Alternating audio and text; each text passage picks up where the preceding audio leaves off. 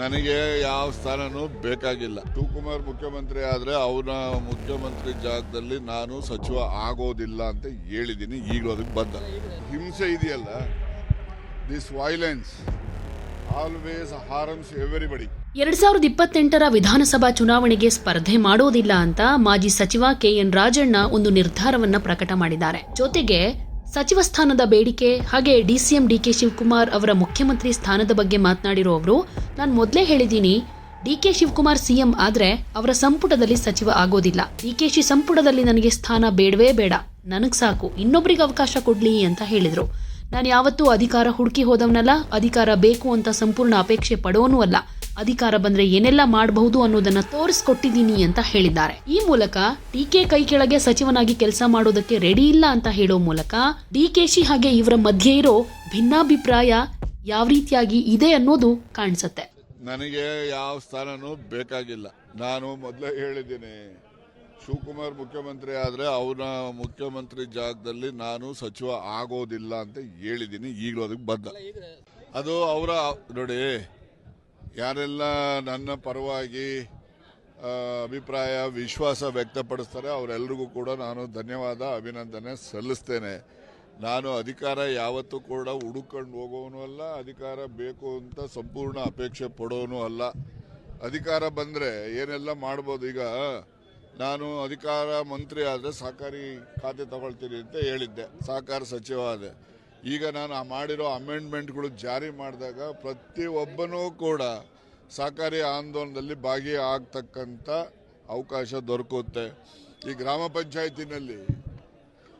ಪಂಚಾಯಿತಿನಲ್ಲಿ ಯಾವ ರೀತಿ ಪಂಚಾಯಿತಿ ಅಧ್ಯಕ್ಷನಿಗೆ ಉಪಾಧ್ಯಕ್ಷನಿಗೆ ರಿಸರ್ವೇಷನ್ ಇದೆ, ಅದೇ ಥರ ಸೊಸೈಟಿಗಳು ಅಂತ ಹೇಳಿದ್ರೆ ಪ್ಯಾಕ್ಸ್ಗಳು ಅಂದರೆ ಈ ವ್ಯವಸಾಯ ಸೇವಾ ಸಹಕಾರ ಸಂಘಗಳು ಮತ್ತು ಹಾಲು ಉತ್ಪಾದಕರ ಸಹಕಾರ ಸಂಘಗಳು ಕೂಡ ರಿಸರ್ವೇಷನ್ ಲಾಗು ಮಾಡಿದ್ದಾರೆ.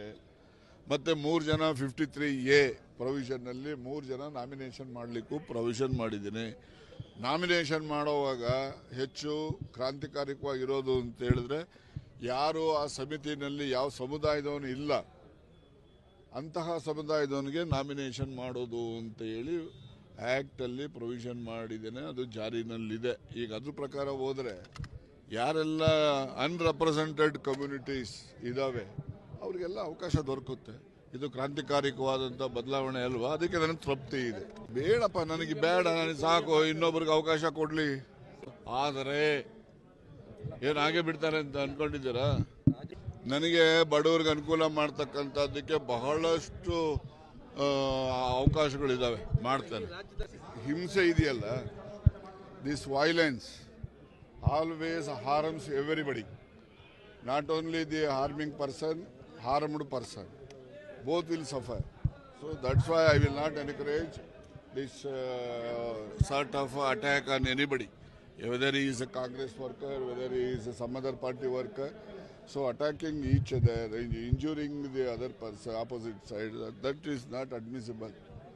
ಈಗ ನಾನು ಕೂಡ ನ್ಯಾಷನಲ್ ಹೆರಾಲ್ಡ್ ಪತ್ರಿಕೆ ಸಂಬಂಧಪಟ್ಟ ಕೇಸಲ್ಲಿ ಇಡಿ ಅವರು ನೋಟಿಸ್ ಕೊಟ್ಟಿದ್ದಾರೆ ಡಿಕೆ ಶಿವಕುಮಾರ್ ಮತ್ತು ಡಿಕೆ ಸುರೇಶ್ಗೆ ಅಂತೇಳಿ ನನಗೂ ಕೂಡ ಗೊತ್ತಾಗಿದೆ.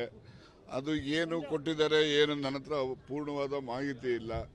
ನಿಮ್ಮ ಹತ್ರ ಪೂರ್ಣವಾದ ಮಾಹಿತಿ ಇದ್ರೆ ನೀವು ಅದನ್ನು ನನಗೆ ಹೇಳಿದ್ರೆ ಅದ್ರ ಮೇಲೆ ನಾನು ರಿಯಾಕ್ಷನ್ ಹೇಳ್ಬಲ್ಲ. ನೋಟಿಸ್ ಕೊಟ್ಟಾದ ಕ್ಷಣಕ್ಕೆ ಅವರು ಇದಕ್ಕೆ ನ್ಯಾಷನಲ್ ಹೆರಾಲ್ಡ್ಗೆ ಕೊಟ್ಟಿದ್ದಾರೆ ಅಂತ ಏನಿಲ್ಲ. ಅವರು 128 ಇದ್ದಾವೆ, ಅದರಲ್ಲಿ ಯಾವ್ರಲ್ಲಿ ನೋಟಿಸ್ ಕೊಟ್ಟವರು ಯಾರಿಗೆ ಗೊತ್ತು.